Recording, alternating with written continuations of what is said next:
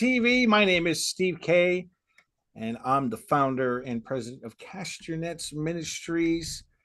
Y'all, today we got a really really cool guest, and the reason I say it's cool is because this guy, he doesn't know this yet, but he's about to find out that he's kind of like my twin, except living on the other side of the world. His passion is to pour into young people so that they can live extraordinary lives with intentionality, but in a practical way, right? Like not pie in the sky, not smoke, not theory. He's an entrepreneur. He sells businesses.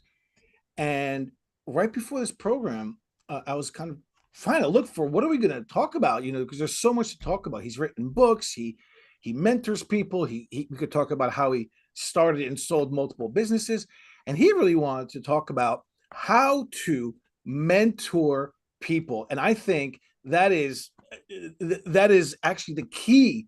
The key to our success is the key to humanity's success is us laying our lives down and empowering individuals and in turn communities to be the best that they can be, the best that God's called them. Welcome everybody, Ron Brumbarger.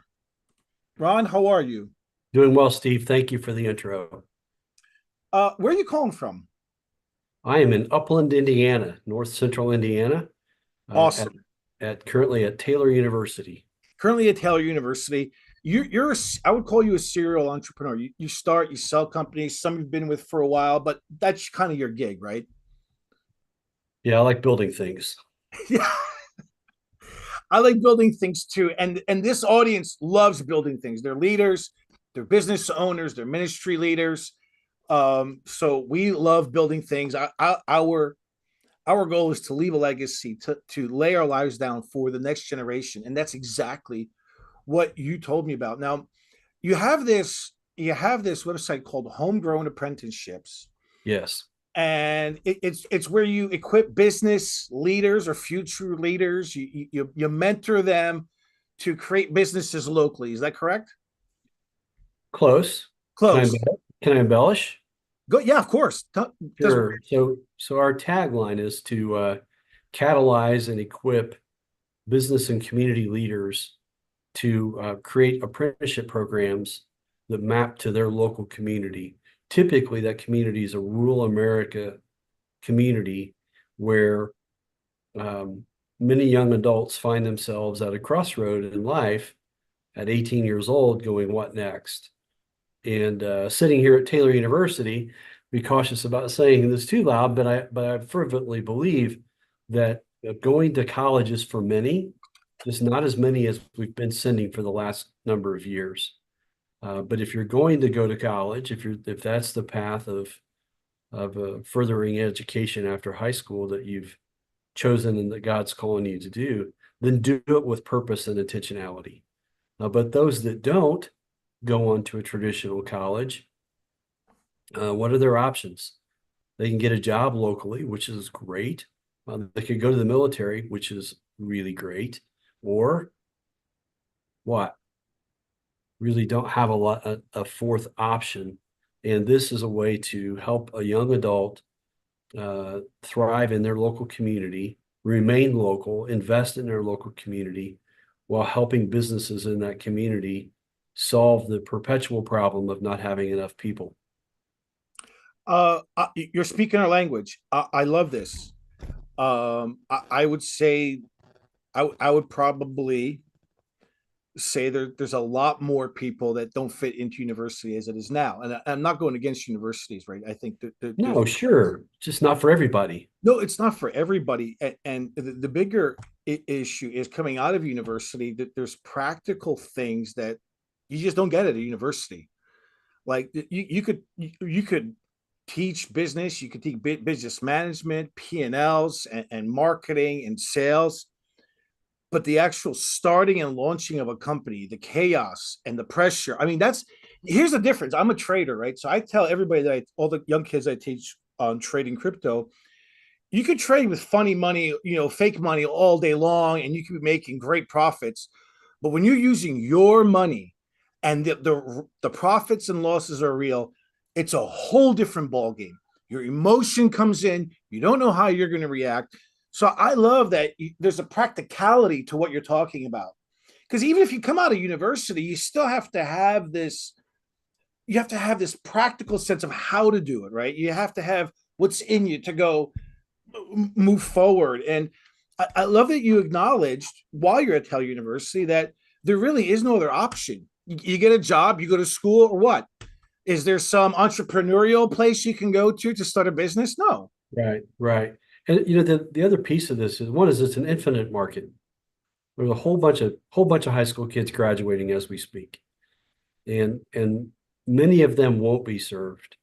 But we also have to look at this as every entrepreneur should through the power of and, not the tyranny of or.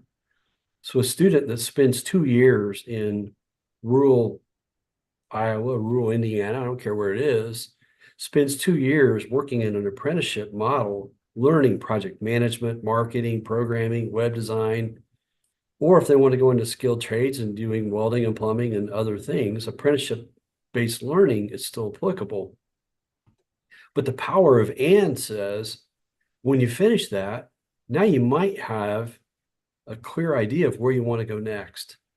At least you've experienced some particular career interest. And let's say that you're really fascinated with project management or data analytics. Then that's a great time if you want to go deeper with it to go pursue that if you desire to pursue an academic journey to gain more knowledge in that particular field, but you're doing it with purpose.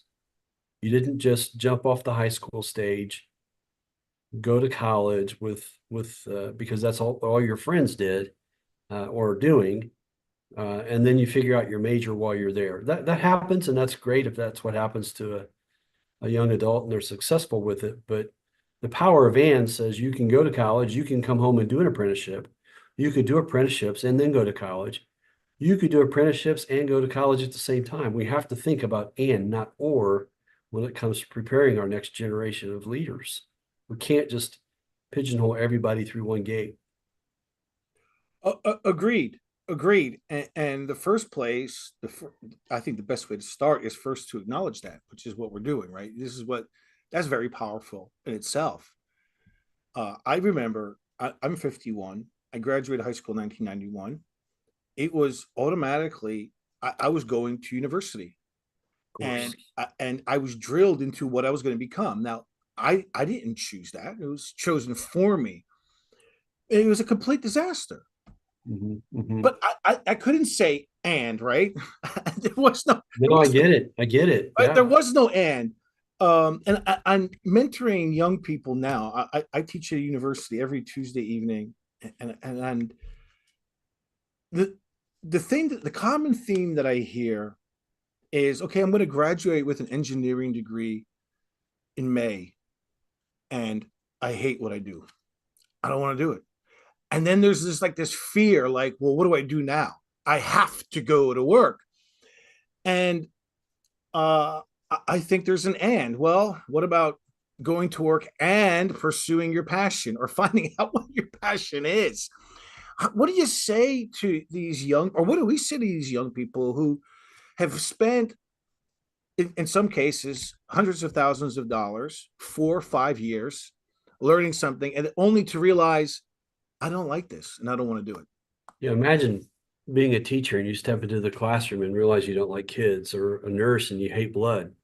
You know, Yes. that is not the time as you're wrapping up your degree. That is not the time to realize that maybe I should have explored something different. I think I'm not a fan of the term gap year. I think it has a connotation that you just kind of hang out, feet propped up on a bike or something, and you're not really doing much. But I really like the idea of take a minute and figure out why you want to pursue a particular degree if that's the path that you want to take. Because it's not common to do that. In fact, I'm old enough to remember when working during college was frowned upon because you're supposed to be exclusively focused on this, and having a job, professional type of job outside of your field of study was, well, why would you do that? Well, because I believe in the power of and I'm hungry to learn. So I think we have to be very open-minded about everybody learns differently. Everybody's at a different station in life. Everybody has different gifts that God's given them. And our job as those people a couple steps ahead of them is to help them appreciate and realize where they are and where they might be. Steve, I think about this silly little analogy. And I think if you've read my book, I talk about talent spotters in my book. And I like finding a young adult who's performing here and you can see the potential in them. You can see far more potential than perhaps they've yet recognized. And so your job as a mentor is to help them close that gap. How do you help them close that gap? And as they get closer to catching it, you keep raising the bar. So the gap, never quite closes, but you keep pushing them. And we only do that. We're only going to be successful with that if we're looking at through a lens of and for a kid. Agreed. And speaking of as a father of teenagers, I got a 16-year-old, a 14-year-old, an 11-year-old. Um, I, if I'm honest, when I graduated high school at 17, I had no idea. If you asked me, what did you want to do? I knew I had certain gifts. Like I could sell anything. I could convince people of anything. I wanted to build, right? When my parents say, well, you're going to have to make some money, work, save up your own money, and we'll cover the other half for the car. I didn't get a job. I created a business. I created a painting company. So, but my parents, I think a lot of this is cultural, and it starts in the family with parents because my parents, having not, having being immigrants coming to America, you have to go to university and you have to get a good job and you have to be a doctor, you have to be a lawyer. And that's kind of like you're going to study to be a doctor. And it was horrible. I don't want to be a doctor. I, Right, right, but, and, right. and, and, um, I think equipping parents, part of it is also as a parent, there's so much you've got your history, your culture that you're coming from, and expectation, and so much. There's so much pressure not only on kids to perform, but for parents to have kids that perform. Like it's like, well, if my kid doesn't get into the greatest school, well, so what? But somehow we use that as a shame. Like I didn't do a good enough job. What do you mean you don't know what you don't want to do? Well, somehow that reflects me as a parent. I didn't do a good enough job. When the fact Sure, is, I'm sure. 17. I don't know what I want to do other than drink beer and chase women, chase Yeah, girls. how Like would that was yeah, it. how would you know what career you want at 17? You've never experienced anything. No, and my parents only know one way. They're immigrants, and this is how it's supposed to go. And I'm like, well, okay, I'm doing it because I want to honor them and I love them, but I hate this. I hate it. And I think we've got to also take the pressure off of us as parents, as um, to create this perfect child, which doesn't exist. No, no. It's like we're wearing them as badge of honors. Yeah. I had a parent many years ago made a comment in a conversation we were having of a high school student. And this person said, we're talking about next steps to the high school journey and dual credit relationships with high schools and so forth. And this parent said, well, my son's in, he made it. He was accepted at a university. I'll leave the names out. He was accepted at a university. So he made it. And I kind of wanted to jump out of my chair and say, do you know you're using this verb made? He made it. Does that mean he's crossed some golden line the end zone into the end zone? Is he's reached some level that no one else can get to, where he's made it, and you can stop parenting, you have to worry about it anymore? And he's a fine kid, fine young man. But the idea that you can stop parenting when your kid made it into a school is silliness, and not anything close to the truth. But as parents, we have to think about what does my son or daughter's journey look like, and just being accepted to a school doesn't necessarily mean that they made it.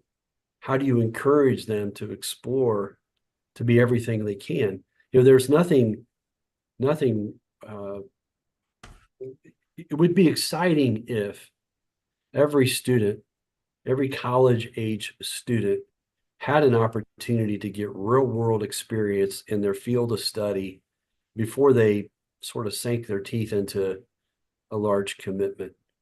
And I think entrepreneurship, I think mentorship, I think work experience, apprenticeships are really helpful for kids to do that. So when they do it with intentionality. Now, there are many students, by the way, as I sit here in the middle of Taylor, let me be sure to say this. There are many, many students who are super bright and they're going to excel at whatever they do. They're going to thrive. And there are many students that go to college with intentionality. They want to be an engineer. They want to be in music. They want to be a writer. They want to be in business, whatever the case is. To those students, it's incumbent upon us to get in front of them and block, behind them and push, and beside them and cheer. So we have to be able to serve all those types of students as we mentor them, whether they're going to the military, whether they're going to start a business, if they're going to work a while, or if they're going to go into a traditional university. We can't just work with just one class of students. Agreed, and I think that's finally happening, right? We're finally realizing there's more than one ways to skin a cat. Yeah, There's several ways. yeah. Eh, Just it's the power of and. How do you even if so here at Taylor, I've been given a sandbox to play in as my title here is entrepreneur in residence, and it's the first time they've had this title here, and they said here are the dozen things you got to do, and they take some time, but the rest is kind of you figure it out. And good old Fio's my best friend, and so I've been given a lot of latitude and a lot of opportunity and a lot of encouragement to be entrepreneurial and think entrepreneurially and bring students on that journey. And the hope is that while on that journey, students can see things and experience things and say, I didn't even know that was a career. I didn't even know that existed as a business. I didn't know I yes, could do that. yes, And then, exactly. and then they say, and I can take my time at Taylor and I can accelerate that now that I understand I didn't even know that existed. Well, yeah. Oh, yeah. And this is also the power of the internet. Allows people to compete with businesses at a scale they couldn't do 50 years ago, like or 20 years ago. Let's say 30 years ago. If I wanted to start a business, I got to get a business card. I got to hire a lawyer. I got to get all this equipment. Now, I can open a web shop up for free. I can create my own website for free, even playing field. Um, this intentionality, one, if you're going to be intentional about something, you've got to know where you're going, right? You've got to have, or at least have a Oh, compass, right. right? And so before intentionality, so trying to become intentional requires a lot of sifting, trying, and failing, which for some reason is frowned upon. Like it's, oh, you failed again. I'm like, well, how else are you going to learn? Yeah, failure is a crucial step in learning for everybody. We don't just because so I'm a slightly older young adult, but it doesn't mean that failing isn't a crucial tool for learning. And it is failing is an essential ingredient in the learning journey. It's absolutely essential. Without it, you don't know that there are guardrails. You don't know that there are options. You would have no clue. So failing is imperative. And I like to push people to think bigger, think more grandiose, larger picture. And yet the challenge that I know as I've mentored a lot of young adults, especially the last couple of years, the number one challenge young adults face is the fear of failure. And my when I started Apprentice University, the first year we began, I started Sorry, my laptop's making noise. My apologies. When I first started Apprentice University, we created the Failure Institute, and it ran alongside Apprentice University for 3 or 4 years.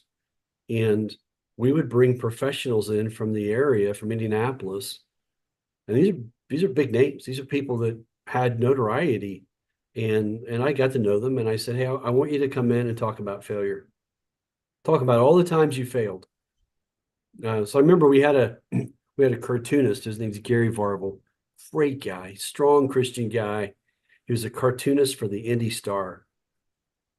And when you first meet Gary, you just think this guy's he's always been in calm waters, right? He's always had a good breeze in his sails, calm waters, easy moving. Nothing's further from the truth. You talk to Gary and you realize his backstory, and he told this in front of a whole bunch of people, so I'm not talking out of school. But he talked about how many times he failed, and you could hear this. You're kidding me? You failed? Kind of mindset. So we started the Failure Institute, and for I think 4 years, we had guests in that just talked about failure. That was this exclusive topic. I love it. I love it. I probably brag about my failures more than anything when I'm speaking to the guys I'm mentoring. Because it's part of the gig, man. And if you're not failing, You're you're not trying. no, you're not. You're not pushing hard enough. You're Yeah, doing what you yeah, know is capable, and who needs that? If you want to walk on water, man, you got to get out of the boat, and you may yeah, sink, right? yeah, yeah, yeah. Um, Absolutely. yeah, so permission to fail. I love that you did that because every great success story, there's a ton of failure. Like there's no, I really haven't met an overnight success. There's always some struggle, some disappointment, some, I want to quit. I shouldn't keep going forward. That's too much for me. Like you doubt yourself, and just keep going. How do people? What do you tell your young adults you're mentoring? How do they overcome this fear of failing? How do they embrace? Hey, you're going to fail. It's okay. It's part of the journey. What do you tell them? No, I don't know what you tell them. I don't think there are any words that work, Steve. I think it's a challenge. I think you have to.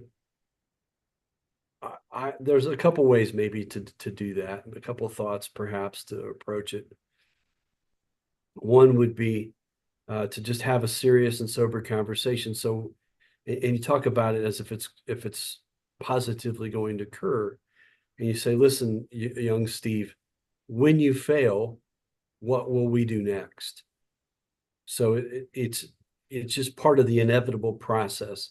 It's not if, it's just when. When you fail, we're going to work on this thing together. We're going to work on this project. You're going to work on this business. You're going to help get this thing started. And when you trip and fall, or when you fail, what will we do next? Not if. So you take out the oh, I will never fail mystery. But we have a plan.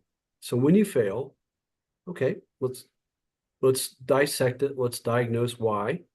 Let's understand it. How do we learn from it? How do we share with our team how we failed and why we failed? And let's get back up and do it again.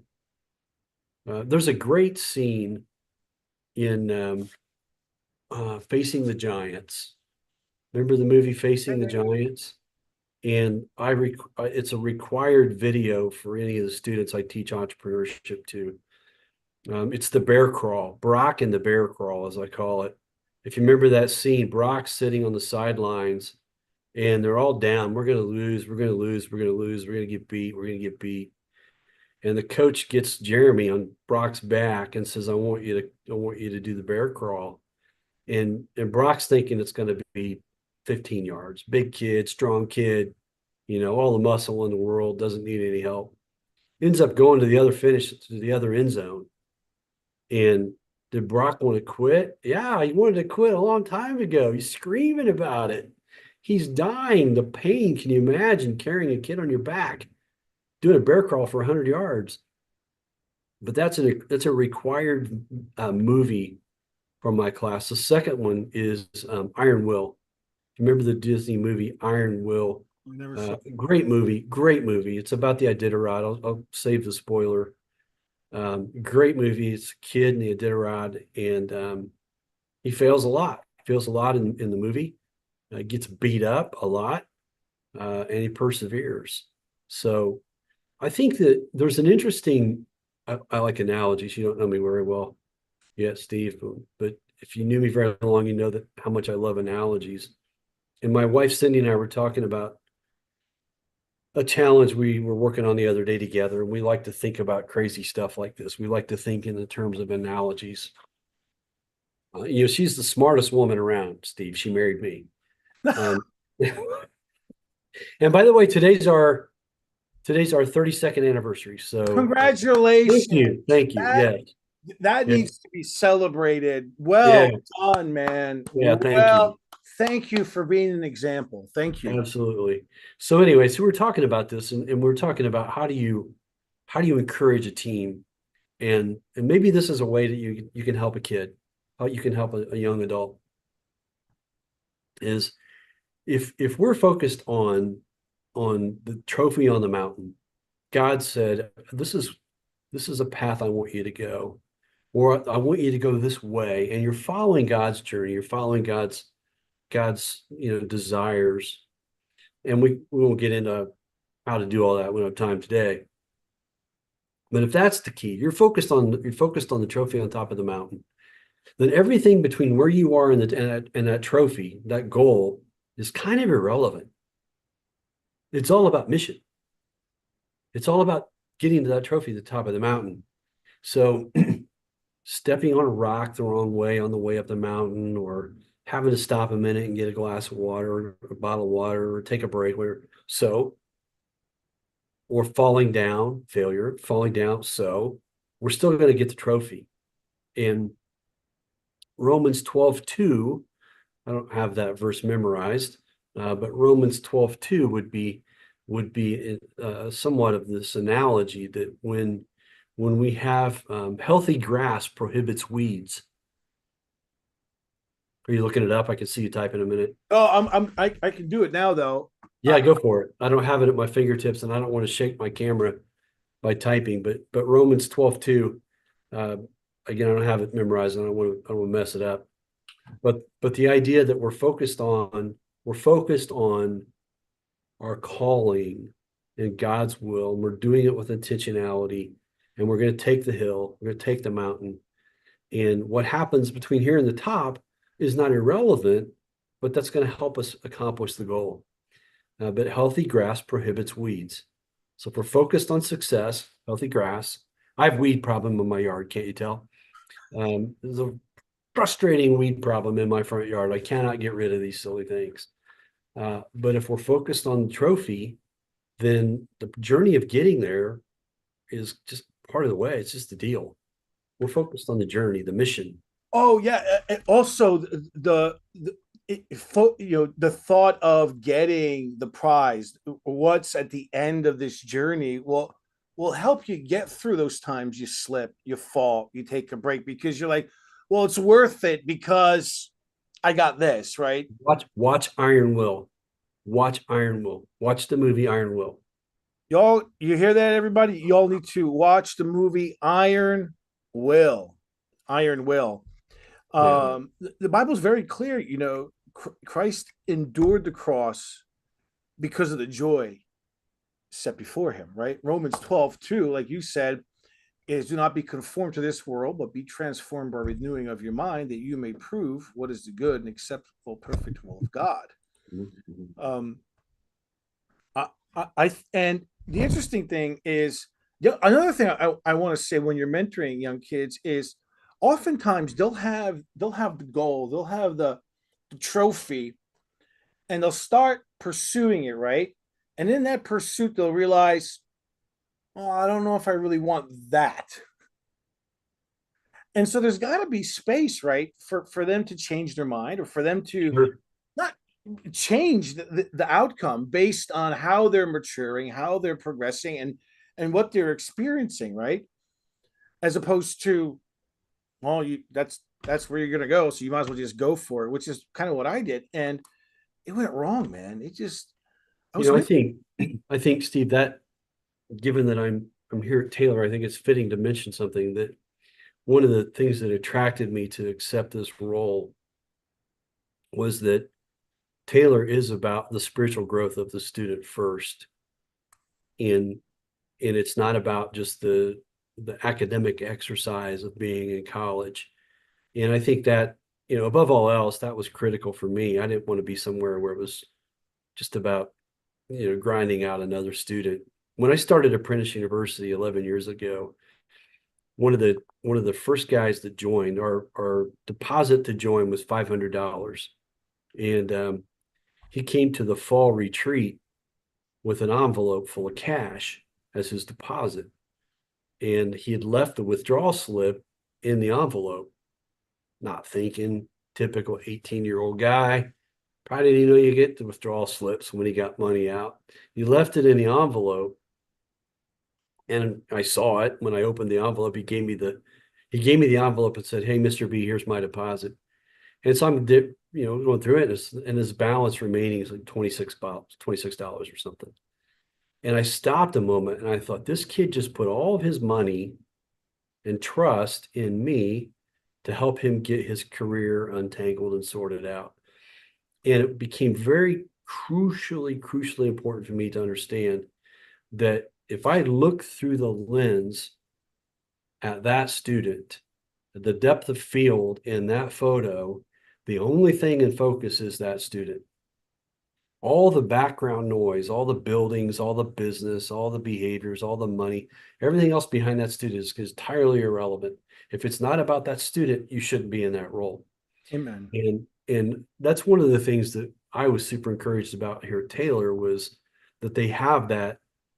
The paramount importance is the spiritual journey of that student, of that kid, that young adult. I call kids, if they're listening to this, sorry, I deal with it.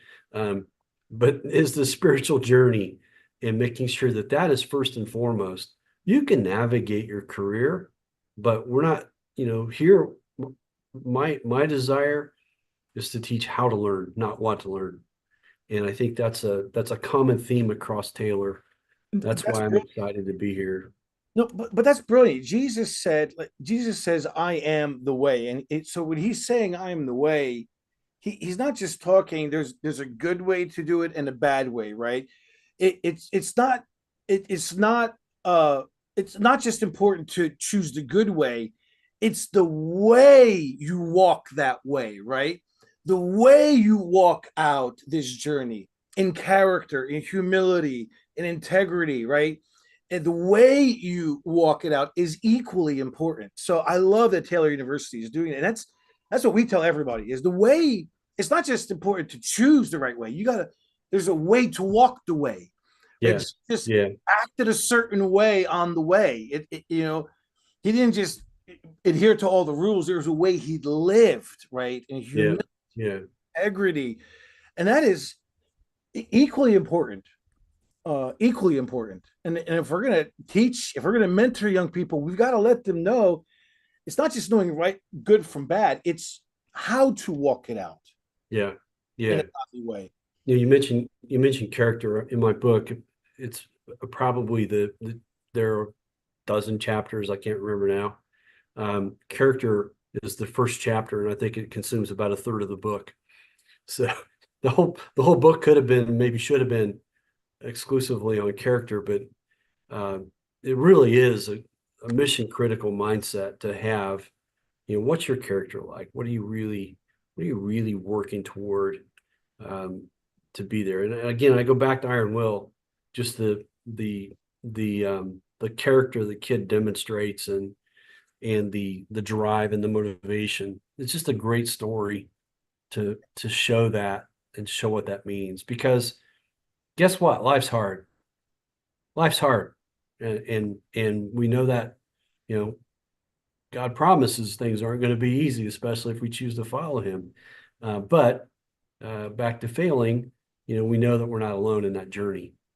So that's a critical piece. Oh no, no, you cannot develop the character that we're talking about without failing. You cannot develop the character you talk about in your books. I'm in that chapter now. You cannot create that without going through what I call is the fire. The heat's got to get turned up, and the way you respond in that heat is everything, in my opinion. One of my, besides intentionality, one of my favorite words is resilience. And I think if there are I think for anybody listening to this, whether young or old, young or slightly older, younger people, I think the importance of resilience is critical in realizing that, okay, well, that's not the path I need to take next. What else? And so resilience is a big deal. And I know from my experience that a lot of young adults don't understand resilience. So any of the young adults out there listening from this next moment or two forward is resilience is a big deal. Understand it, embrace it, live it. But the other thing is, I was in Slovenia in September and sharing dinner with a couple young men from Belgium, and they they were all over asking a bunch of questions about some, crazy American entrepreneur guy sitting next to them at the table. And they said, "What's the number one piece of advice you would give us?" I said, "Well, I have three pieces of advice I would give you. One, find a mentor. Two, find a mentor. And number three, find a mentor." And so I think that's a critical step for a young adult is find a mentor. But when I talk about find a mentor, I don't mean that you're running through the drive-through to get something from somebody. That won't work. And people that are seasoned mentors know that that's a boring dead end conversation. But if you're really wanting that investment from somebody that knows how to open those doors for you, then go find that person willing to invest in you, give you resilience, help you appreciate and intentionality at the same time. Oh, absolutely. I really believe true mentorship comes in relationship. It is in being in relationship. There's a vulnerability. There's an intimacy, right? Oh, Yeah, I know that's scary, right? And you said the I word. exactly. But there's no other. Listen, if I can't be honest, I just had Yes, a conversation agreed. this morning. Thank you, Steve. Yes. I said, listen, I said, I have a million things to do. And when we meet, we are brutally honest with one another. And I love it. And I don't judge you, man, because I've been there. And there's nothing you're going to tell me that I'm going to be shocked with or that I probably haven't done myself. So let's just be brutally honest. Yeah. And Yeah. and that's where this when they get this trust that you're not going to judge them, you're not going to get rid of them, that you're not going to say, oh, they're worthless, but because and you give of yourself. I've also there's this intimacy. I found that when I voluntarily um offer up times of vulnerability for me where I look bad, when I failed, right? It gives them it creates this trust and it gives them permission to, well, okay, I'm going to say something about myself too. And oftentimes I'm like, oh, I know exactly what you're talking about. Right. Right. Sure. And that before we go, you said get a mentor, get a mentor, get a mentor. There's this awkward dance sometimes that happens, like with young people. Will you mentor me? Will you be my mentor? And call me at this day every single day. And I've done that. It's like going to the dentist, and I hate. It's like pulling weeds. I live. It's like pulling weeds. Yeah. Like, It is I like don't want pulling to do me. it, Yeah. man. I'd rather be in relationship. Let's have dinner. Come over. Let's talk. Call me. Yeah. Sure. I And think there's a couple quick thoughts on that, Steve, if I could. yeah, One, first of all, um, young adults should ask, will you help me? yes, Will you guide me? Will you help me? It's a simple question, But I think the second thing is, and this, I'll get on a bandwagon here if we'll run out of internet if I stop, if I go too long on this. Um, Cindy and I talk about this a lot, that it's important that, I mean, you use the I word and you saw my reaction, because in many circles, many evangelical circles, if you say that, people run for the door. You said intimate. You can't say that. Well, that's garbage. We don't have another word in the English language that describes the relationship necessary for a mentor to understand and appreciate and invest in the young adult. We don't have that. We don't have it. Or for anybody, close friends. There's a great movie, I'll Push You. It's on the Camino de Santiago. Watch the movie, I'll Push You. Get on Amazon. Um, Talk about an intimate relationship. Two guys, different mothers. They're closer than brothers. Talk about an intimate, amazing, amazing relationship. Complete uh, surrender to one another to help one another grow. Phenomenal movie. So first of all, ask somebody, will you help me? Will you guide me? And if you do ask, be all in. No mentor wants to find out that the person that they're investing in is reluctant to receive their investment. No one likes the reluctant mentee. If you've experienced that, I can tell you've experienced it just by No, your look. You find out, wow, it's not that you want your time back. It's like I've made this investment, and all of a sudden you just kind of threw it away. You didn't have to act upon it, but you just discarded it like it didn't happen. yeah, there was no value. There was no value in what was, and a lot of this is, I got to get a mentor. I got to get a mentor, and I'm like, well, this is a relationship. This is intimacy. I'm going to tell you stuff. You're going to tell me stuff. We're going to wrestle Yeah, together. And I will tell you this: I will be there with you. I will always be honest with you, and I expect the same. If I look at it like, for lack of a better term, fathering. Like it's fathering in a way. How do I act? How do I deal with this disappointment? And not that I would replace someone's father, but in many ways, you're acting like a father. yeah, And as mentors, we have to be we have to be intentional on our motives. We have to have a purity in our motives, right? sure, of course. There can't be, And yeah, of course, but that thing sneaks up on you, ego, pride. Look at what I've done, and just stepping sure, over what they're experiencing. I know, because you want to be heard. Because, like, I love to hear myself talk, as you figured out already. I love hearing myself talk, but most of the time I should just shut up and listen intently right, right. on what are they saying, as opposed to spewing my wisdom all over them, vomiting my wisdom on them. And we as mentors, that guess primarily the audience here, we as mentors need to have a pure motive. We need to have that compassion that Jesus did. He had compassion on the Yeah. people. He had compassion for the person in front of him. It wasn't just a number, man. I think that it's biblical to invest in others, right? There is an 11th commandment that says thou shalt invest in others. Love one another, of course.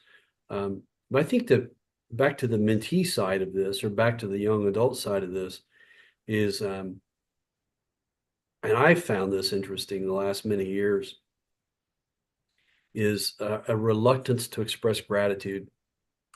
Oh, It's okay to say, hey, I know you went out of your way to queue up this opportunity for me to get this interview with somebody, or um, to get me to this event, to get me backstage, introductions to this organization, or to take on this special project that no one else, in my age group, cohort, whatever, is going to get.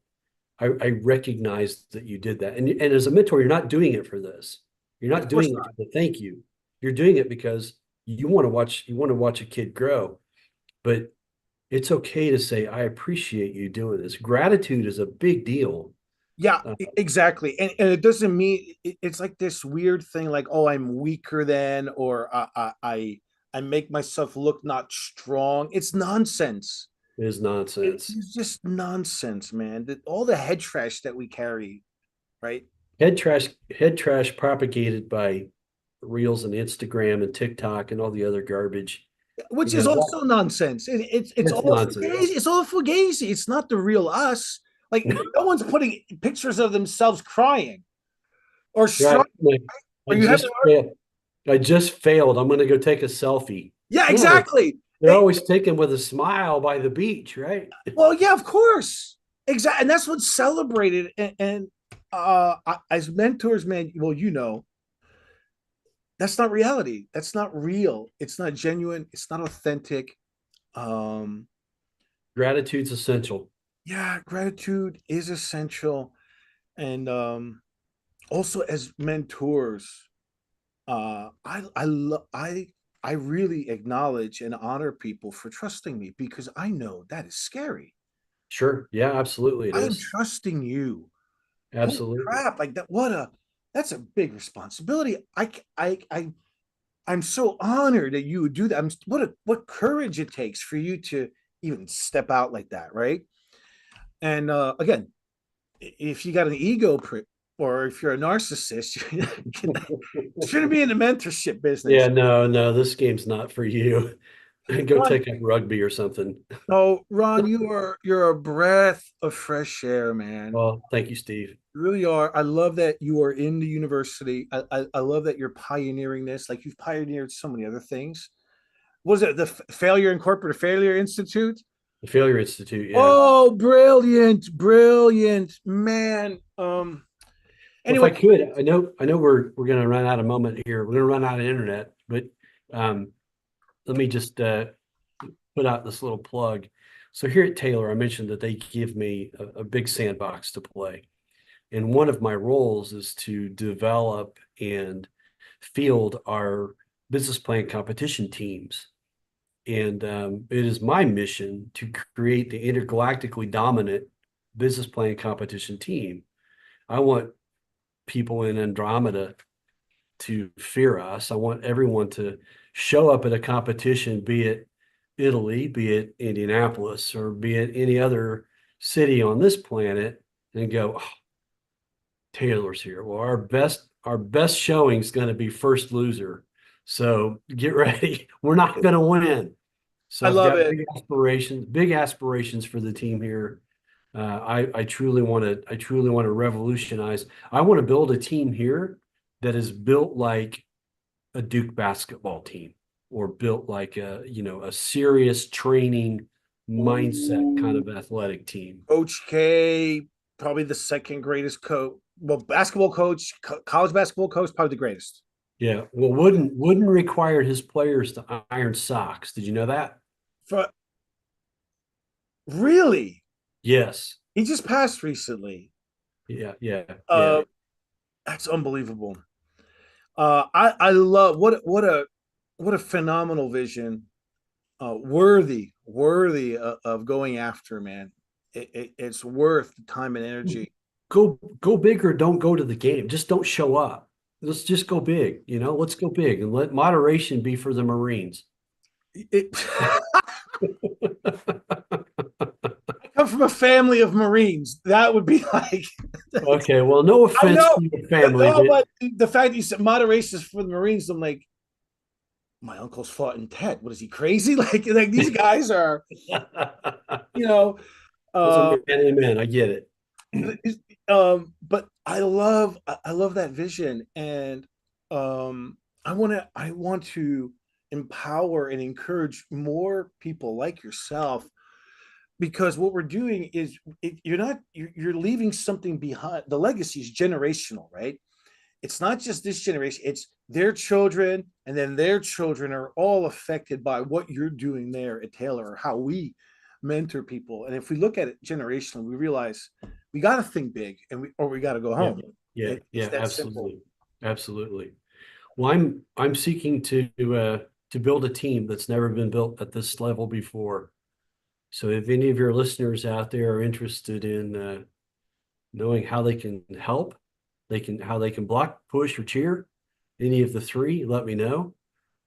We've got lots of ideas, and I really want to build a team that one last piece. Sorry, I'll be quick on this. You know the Gretzky quote, I'll skate to where the puck is, I skate Yeah. to where the puck will be. I can't even put on ice skates, so that's not really rocket science kind of quote. And even I can figure that out about hockey. There are people out there that skate to where the puck was. That's not going to go very well. They skate to where the puck is. Okay, that's less bad, but still not going to go very well. They skate to where the puck will be, which is, that's good. That's cute, and everybody's going there. I think about where the puck should be. So if I fast forward 18 to 24 months from now, and I think the market should be here. So let's get to that corner in the market. Let's go to that street corner and be there, be ready. So when the market arrives in 18 to 24 months, that we're where the puck should be.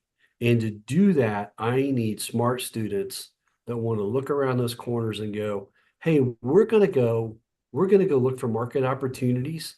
And that's going to be our pitch strategy for businesses. We're going to go look for market opportunities where the market should be. There's not a market for it at the moment. It should be here in a year. Let's go build that. Nobody thinks like this in business plan world. We at Kasyanenko did.